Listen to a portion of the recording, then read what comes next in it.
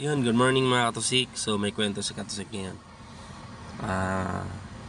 May isang matanda, laging pumupunta sa bangko. Nagwe-withdraw siya ng pera. Nagtataka yung manager sa kanya, bakit araw-araw siya nagwe-withdraw ng pera. Ngayon, bumalik yung matanda sa bangko. Inabangan siya ng manager at tinanong siya ng manager.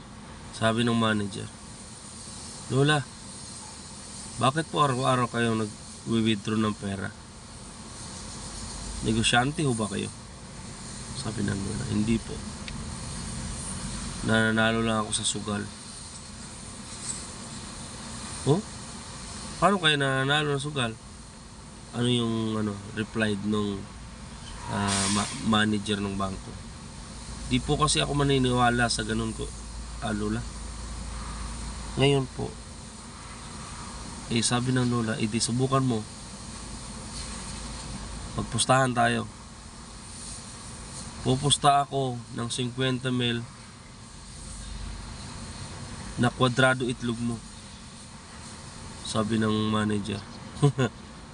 Grabe naman po yun, lola. Pupusta kayo sa ganun? Paano kayo mananalo? Hindi naman kwadrado itlog ko. Sabi ng lola, pusta ka. Pustahan tayo sa kwadrado itlog mo. Di siyempre, sa kampante manager na hindi naman kwadrado itlog niya eh. O sige, 50 mil, pustahan. Sabi ng lola, sige, bukas magdadala ako ng tao para mag-claim ng price natin. Deal.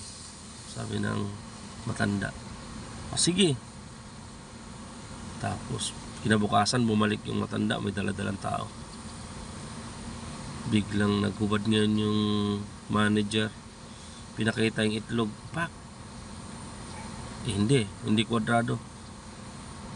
Natalo yung lola. Sabi ng manager, paano yan, lola? Italo ka. Araw-araw ka nakuha ng pera. Italo ka naman. Sabi ng lola, sa'yo ako talo, 50. Pero panalo ako ng 300. Kasi may pustahan din kami nung kasama ko na isang manager magpapakita ng itlog sa harap niya.